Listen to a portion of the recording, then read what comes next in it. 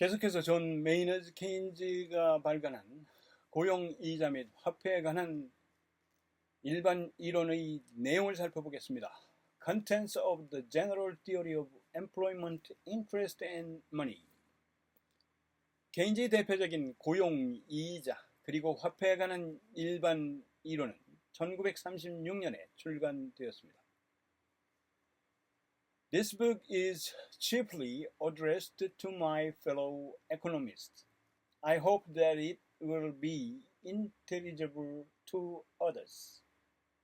케인즈가 머릿말에 이렇게 선언했습니다. 이 책은 주로 나의 동료 경제학자들을 대상으로 합니다. 다른 사람들도 이해할 수 있기를 바랍니다. 그래서 처음 이 책을 접했을 때 많이 쫄았습니다. 그런데 상식을 가진 사람이라면 충분히 이해할 수 있는 책임을 알았습니다. 이 일반이론, 제너럴 티어리는 교시경제학의 기초가 되는 서적으로 현재에도 재정정책의 이론적 기초가 되는 서적입니다. 케인즈는 이 책을 집필할 당시 주류였던 경제학파들을 고전학파로 총칭해 세이의 법칙과 자유방음주의를 부정하였고 유효 수요의 원리와 그에 근거한 정부의 공공투자 유효성, 유동성, 선호설, 승수효과의 이론을 제창해 기존의 고전학파 경제학 체제를 뒤집으면서 케인즈 경제학 체계를 수립했습니다. 이를 케인즈 혁명이라고도 합니다. 케인즈 경제학은 그 후 거시경제학으로 발전했습니다. 케인즈 이전의 거시경제학은 공급이 수요를 창출한다는 세이의 법칙이 지배적이었습니다. 세이의 법칙에 의하면 노동은 항상 완전 고용 수준에 있어야 함에도 현실에서는 오랫동안 지속되는 실업을 케인즈는 주복했습니다. 케인즈는 이 일반 이론에서 당시의 주류경제학의 결론과 현실 사이의 불일치를 비판하고 실업을 설명하는 이론적 틀을 제시하며 노동의 완전 고용을 이루기 위한 정책을 제공했습니다. 이 책은 케인즈의 애제자 데이비드 벤수산 버트가 연구하고 색인을 붙였습니다. 이 연구는 케인즈가 경기 침체를 해결하기 위해 사용했던 개입주의 정책입니다. 비록 케인즈가 그의 서문에서 그의 일반 이론을 실전에 적용하는 것은 부차적이라고 했지만 이 개입주의 정책 이론이 출판된 상황은 그의 제안이 1930년대의 진로를 형성할 수 있는 상황이었습니다. 게다가 케인즈는 조세에 대한 새로운 해석을 세상에 소개했습니다. 인플레이션은 통화가치 하락에 의한 과세라며 이 숨겨진 세금은 그 가치의 기준을 신중하게 결정해야 하고 디플레이션과 인플레이션 사이의 중간 정도를 유지해야 한다고 주장했습니다. 이 해석은 개공황 이후 학계에 스며든 국가의 경제 통제를 말하는 겁니다. 이 일반 이론은 정부의 간섭에 구애받지 않는 한 시장은 자연스럽게 완전 고용을 한다는 초기의 신고전파 경제 패러다임을 부정한 것입니다. 이로써 케인즈는 옛 스승들인 마셜과 피구에 대항했습니다. 케인즈는 고전 이론이 19세기에 존재했던 특정한 조건에만 적용되는 특별한 경우라고 믿었고 그의 이론은 일반적인 이론이었다는 것입니다. 고전 경제학자들이 믿었던 공급이 수요를 창출한다는 세이의 법칙을 설명해 보도록 하겠습니다. 시장에서의 자유로운 거래를 통하여 형성되는 가격과 거래량이 최우선이라는 것이 바로 고전적 자유시장 경제를 말하는데 이건 일반 상식이기도 합니다. 그 자유시장 경제는 사려는 수요와 팔려는 공급이 있습니다. 가격이 오르면 사려는 수요는 줄어들지만 팔려는 공급은 늘어나며 그로 인해 가격이 떨어지면 그 반대의 현상이 일어납니다. 재화의 가격은 이 수요와 공급이 일치하는 수준에서 결정되고 경제의 참여자들은 이 시장 가격을 받아들이게 됩니다. 그 누구도 물건을 시장 가격보다 싸게 사고 싶다고 해서 싸게 살 수도 없고 물건을 시장 가격보다 비싸게 팔고 싶다고 해서 비싸게 팔 수도 없습니다. 이베이에서 중고품을 팔 때도 거래하려는 물건이 최근 얼마에 거래되었는지를 파악하는 건 상식입니다. 고전파 경제학자들은 노동자가 받는 임금, 즉 노동의 가격 역시 시장에서 수요와 공급이 일치하는 수준에서 결정된다고 보았습니다. 노동의 수요와 공급이 일치하는 점에서 노동자들이 받아들일 수 있는 균형 임금 수준이 결정됩니다. 이 균형 임금 수준에서 고용될 수 있는 노동자들은 전부 다 고용되기 때문에 실업은 예외적 경우 외에는 존재할 수 없다는 것이 고전파 경제학자들의 논리입니다. 하지만 현실 경제에서는 일을 하고 싶어도 일자리를 못 구하는 실업자들은 늘 존재하고 불황이 되면 실업자의 수는 더욱 늘어납니다. 고전파 경제학자들은 이 실업의 책임을 노동자들에게 돌렸습니다. 노동시장에서 형성된 균형 임금 수준을 순수히 받아들여 쥐꼬리만한 월급이라도 감지덕지하고 일할 일자리를 찾을 것이지 감히 노조 같은 단체를 결성하거나 최저임금을 인상해달라고 하니 일자리를 줄 사람이 어디 있겠냐는 것입니다.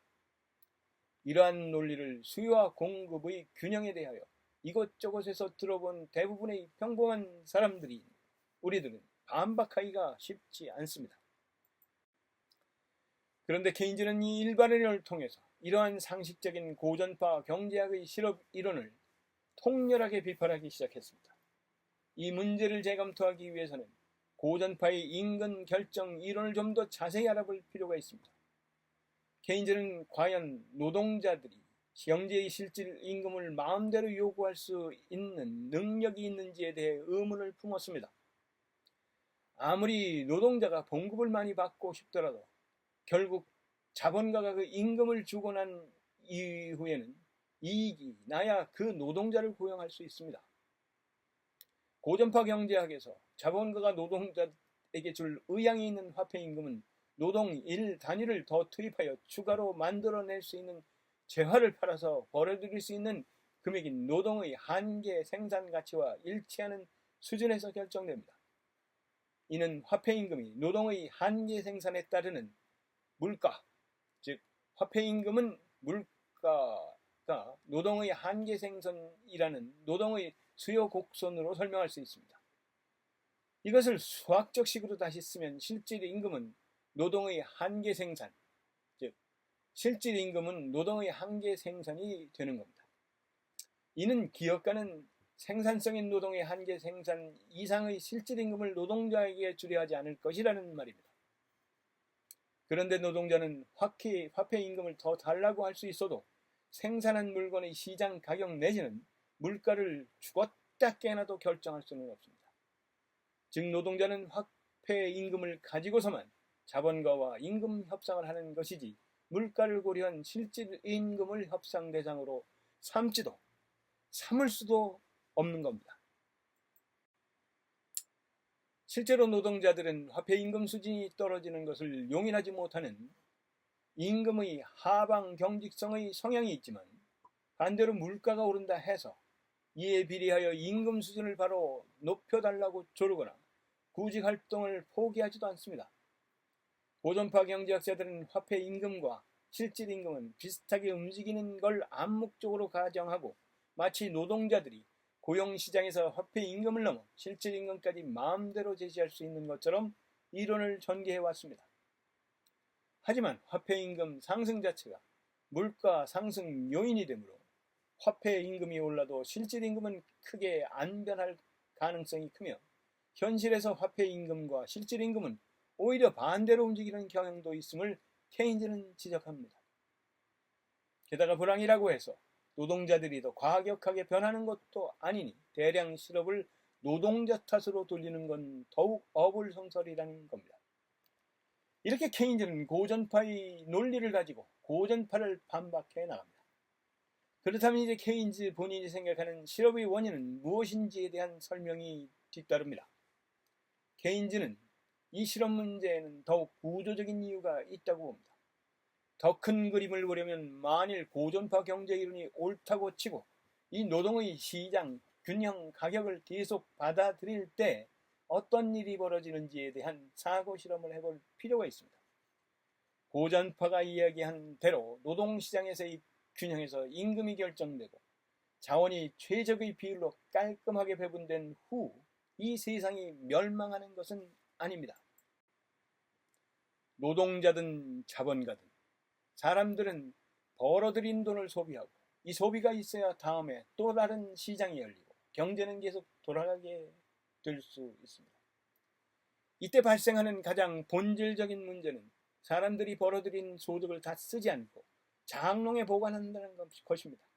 이렇게 되면 기업가가 벌어들인 미래의 매상이 줄어들고, 이에 따라 기업가가 노동자를 고용하려는 수요 역시 전보다 더 줄어들게 됩니다.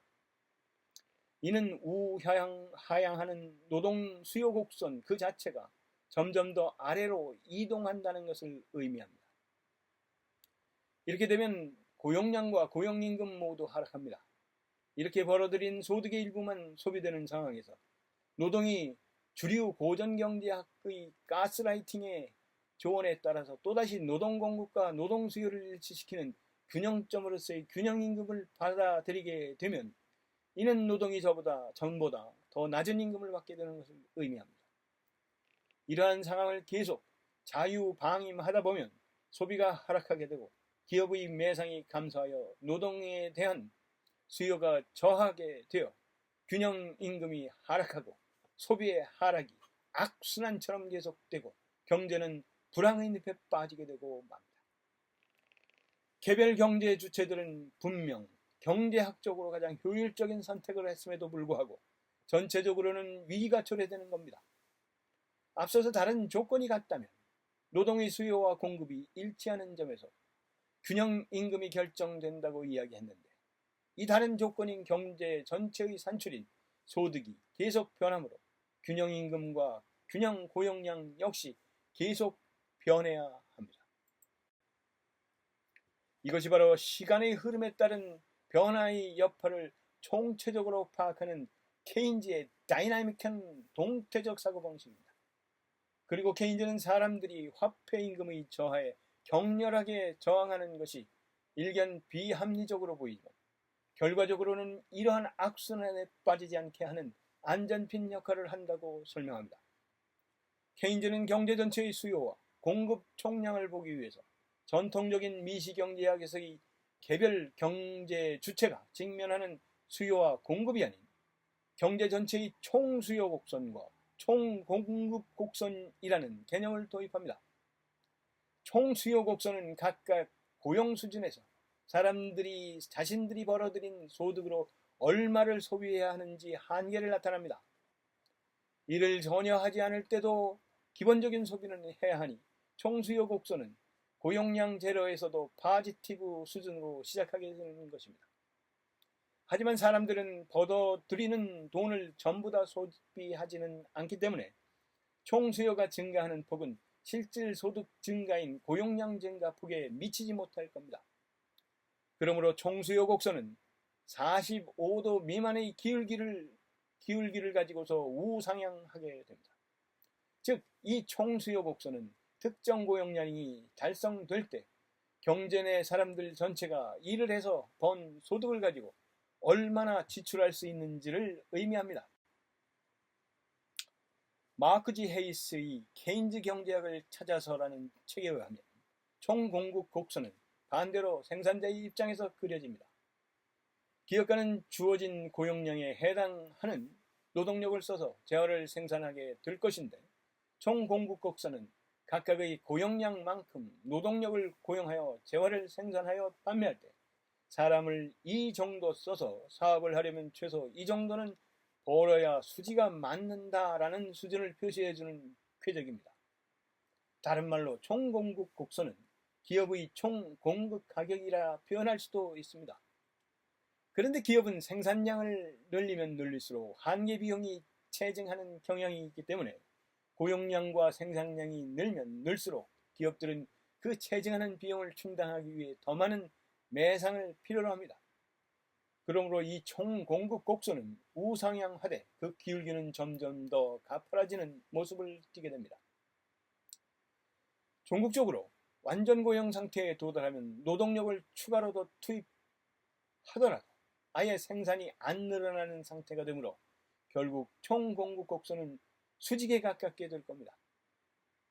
이 총공급 곡선과 총수요 곡선이 만나는 점에서 경제의 균형 고용량과 산출량이 결정됩니다. 이때 소득인 산출량은 케인즈는 유효 수요, effective demand라고 정의합니다. 만일 유효 수요에 해당하는 고용량에 현재 고용량이 미치지 못할 경우 기업가는 고용을 추가적으로 늘리면 얻을 수 있는 총수요인 수입이 받아야 할 최소 가격인 총 공급보다 많으므로 고용을 늘려 더 많이 생산하고 판매하는 것이 더 유리합니다. 따라서 기업가는 유효 수요에 해당하는 고용량에 도달할 때까지 고용을 계속 늘리게 됩니다. 현재 고용량이 유효 수요에 해당하는 고용량을 초과하고 있다면 같은 논리로 기업은 유효 수요에 이를 때까지 고용량을 계속 떨어뜨리려고 할 겁니다. 결국 총 공급과 총 수요가 일치하는 수준에서 균형 고용량이 결정되고 그 균형 고용량에서의 산출 또는 소득 수준이 바로 유효 수요가 되는 겁니다. 앞에서 설명한 대로 경제 주체들은 버는 돈만큼 다 쓰지는 않기 때문에 총수요 곡선은 기울기가 그만큼 완만해지므로 완전 고용 수준에 못 미치는 수준에서 총수요 곡선이 총공급 곡선과 교차하게 되는 경우가 일반적일 거라고 케인즈는 생각합니다. 총수요 곡선의 모형을 결정하는 것은 그 기울기가 한계의 소비 성향입니다. 소비자들이 벌어들이는 돈 중 얼마를 쓰는지를 의미하는 이 소비의 성향은 경제의 불평등 정도나 기타 문화적인 특징 등에 의해서 결정되므로 단기적으로는 거의 고정되어 있다고 할 수 있습니다. 따라서 완전 고용 수준으로 유효 수요 고용량을 올려 실업을 없애려 한다면 기존의 소비 수요 이외에 투자 수요가 추가적으로 더 필요합니다. 즉 투자 수요가 더해지게 되면 총수요 곡선 그 자체가 위로 움직여 균형 고용량과 유효 수요가 늘어날 수 있습니다. 예를 들어 기업이 설비 투자를 하겠다고 결정하면 기계를 사 와야 하므로 발주를 받는 기계제조 회사의 고용이 증가합니다. 이때 고용이 증가하게 되면 그만큼 사람들이 월급을 많이 받고 그중 일부를 저축하고 일부를 소비하게 되며 이러한 소비의 증가는 또 다른 소득의 증가와 소비의 증가를 다시 이야기시킵니다. 이것이 케인즈가 말하는 승수 효과입니다. 소재가 1 늘어나면 경제 전체의 소비 및 산출은 케인즈의 승수 효과식 1 플러스 승수 효과 플러스 승수 효과의 제곱 플러스 승수 효과의 3제곱 플러스 승수 효과의 4제곱식으로 이런 식으로 커지게 됩니다. 즉 소비 성향이 높으면 높을수록 메아리가 잘 울리므로 승수 효과 또한 커지는 겁니다. 그래프상으로 보면 총수요 곡선이 가파르면 가파를수록 투자 승수가 총수요 곡선이 상방 이동할 때 총수요의 총공급의 교차점인 유효 수요가 더욱 큰 폭으로 올라가는 것이라고 이해할 수 있습니다. 아무튼 과소 소비로 인하여 발생하는 실업 문제를 해결하려면 투자가 충분히 이루어져야 하고 이 투자가 충분하지 못하다면 정부가 나서서 정부 지출을 늘리든지 투자를 하든지 해야 한다는 것이 케인즈의 정부 개혁 이론의 주장입니다. 과소 소비가 공황으로 이루어질 수 있다는 사실은 케인즈 이전에 멜서스를 비롯한 많은 선대 경제학자들이 이미 발견한 것이기도 하고 케인즈 본인 역시 이 책의 곳곳에서 이 점을 인정합니다. 하지만 세이와 같은 기존의 고전파 경제학자들은 일단 벌어들인 돈은 나중에 언젠가는 다 소비할 것이니 공급은 수요를 창출한다는 세이의 법칙으로 반박합니다. 이와 같은 논리의 연장선상에서 벌어들인 소득의 일부가 소비되지 않고 저축된다 하더라도 그 저축이 장롱에 보관되는 것이 아니고 이자를 기대한 저축이라면 이 저축은 경제 전체적으로 자금의 공급원이 되고 저축이라는 자금 공급 증가는 이자율을 낮추어 투자를 늘릴 것이기 때문에 자유방임 상태에서도 충분히 경제 전체적으로 완전 고용이 달성될 수 있다는 주장도 매우 설득력으로 있게 들리기는 합니다. 이것이 바로 고전파 경제학의 대부작음설입니다. 따라서 이러한 고전파 경제학의 논리를 반박하지 못하면 케인즈의 거시 이론은 반쪽짜리가 될 수밖에 없습니다. 케인즈 본인의 참신한 시각이 들어간 일반 이론의 하이라이트는 바로 이 대부자금설을 반박하는 이 책의 중반부입니다. 그는 저축의 증가가 저절로 투자를 늘릴 거라는 고전파 경제학자들이 논리를 반박하기 위해서 자본의 한계 효율과 유동성 선호라는 두 가지 개념을 도입합니다.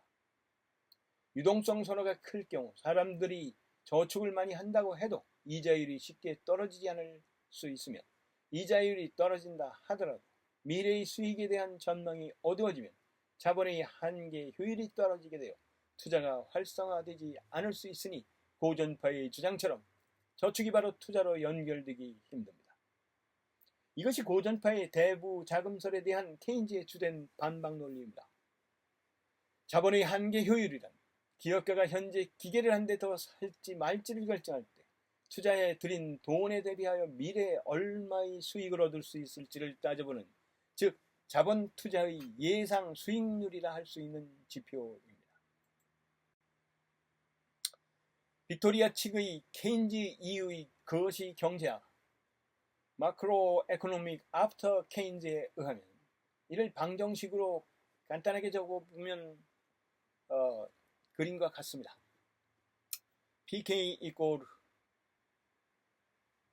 이 얘기를 풀어서 얘기를 하면 구해야 하는 미지수 D가 자본의 한계 효율 Marginal Efficiency of Capital입니다.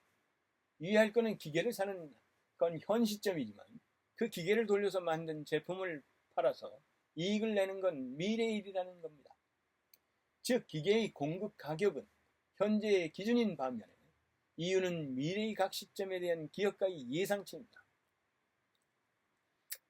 D로 표시되는 이 자본의 한계 효율은 투자가 늘어나면 늘어날수록 줄어드는 경향을 보일 겁니다.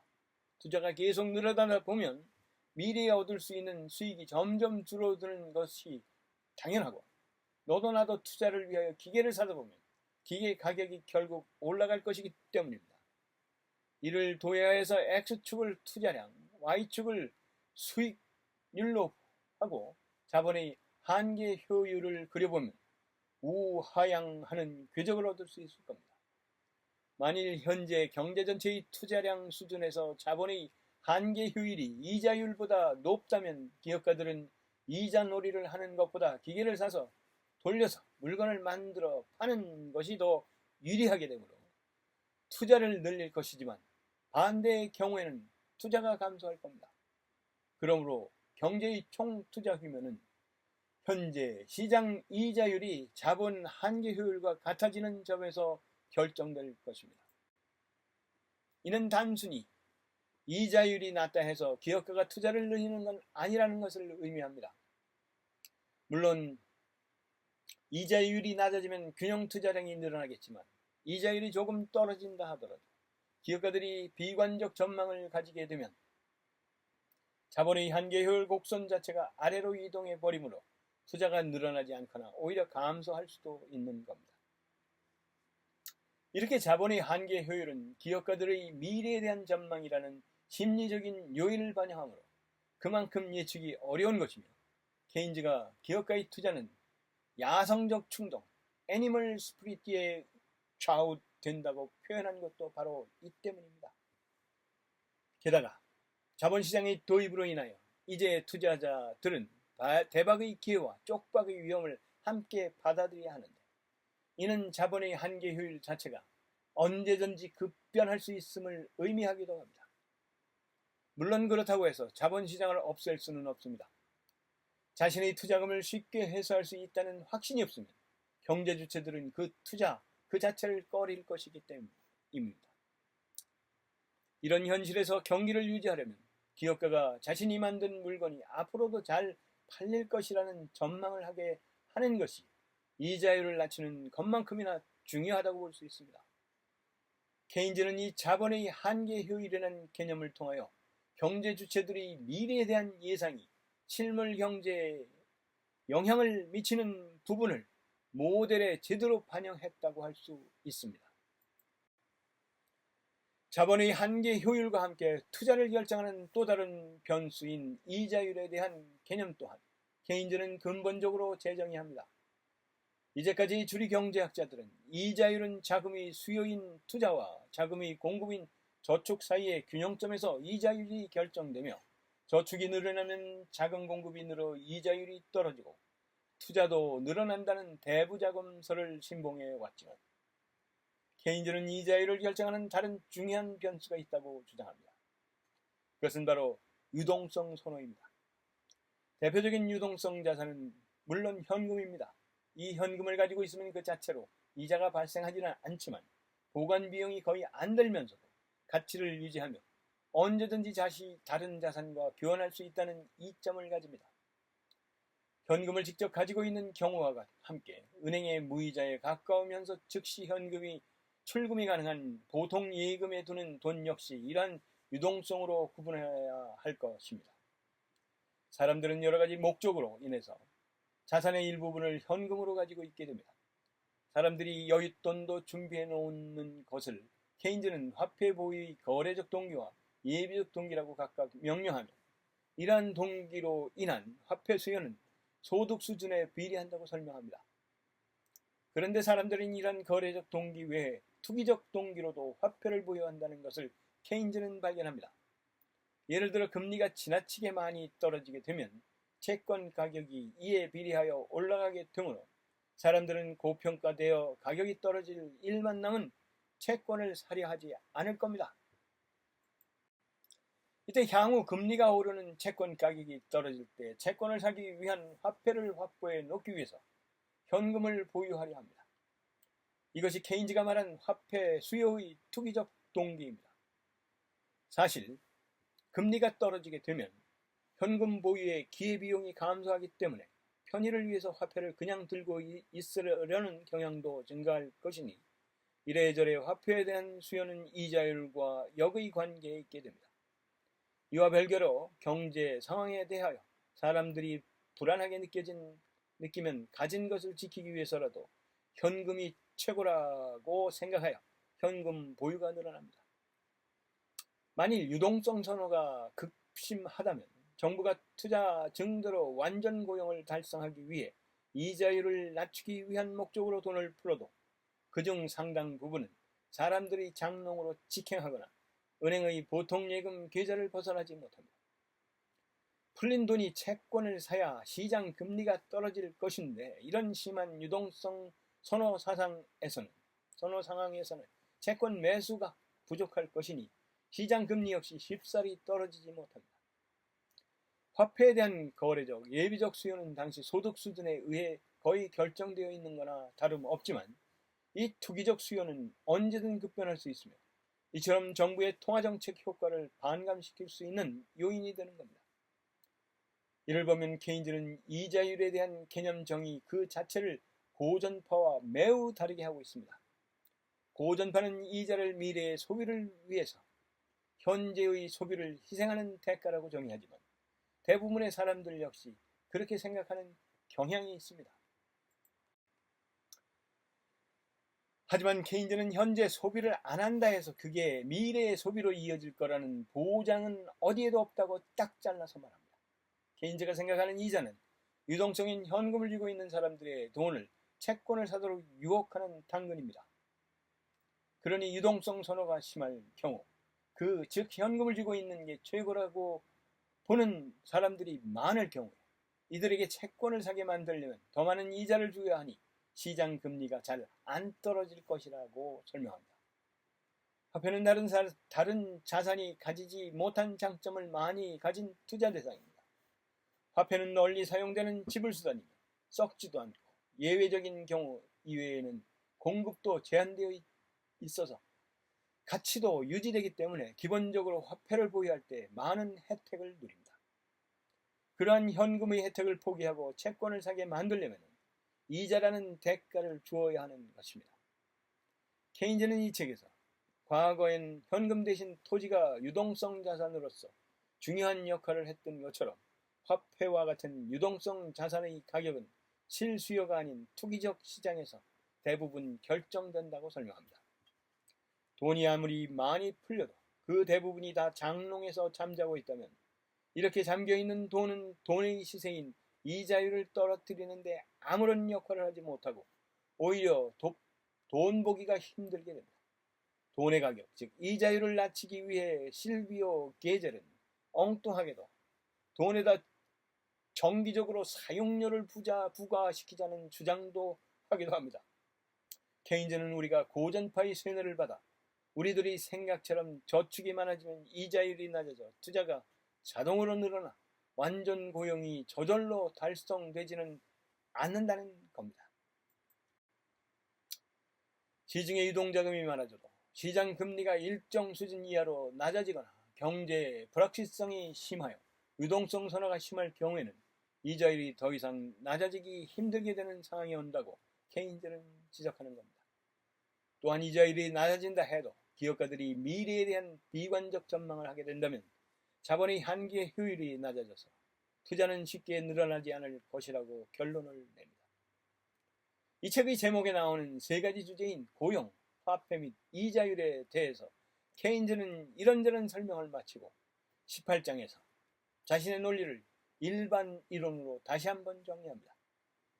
케인즈는 한 나라의 경제가 얼마나 많이 생산하는지, 즉 얼마나 많이 국민에게 소득을 벌어들이는지를 결정하는 변수는 여러 가지 변수가 있다고 합니다. 국민들의 습속과 문화, 국민성, 사회 시스템과 같은 질적, 제도적 측면이 그 나라의 국민소득을 결정하는 변수가 된다는 것도 언급합니다. 이 책에서는 그러한 제도적 측면을 제외한 가장 중요한 국민소득 결정의 독립 변수는 한계 소비 성향, 자본의 한계 효율, 금리, 이 셋이라고 보고 이 세 가지 변수에 대해서만 주로 설명을 하고 있습니다. 한계 소비 성향을 결정하는 것은 그 나라 문화, 소비 심리, 분배 상태입니다. 빈부 격차가 큰 나라에서는 한계 소비 성향이 높아질 수 없습니다. 많이 버는 부자들은 버는 돈의 극히 일부만 소비할 것이지만 적게 버는 사람들은 버는 돈의 대부분을 당장 써야만 합니다.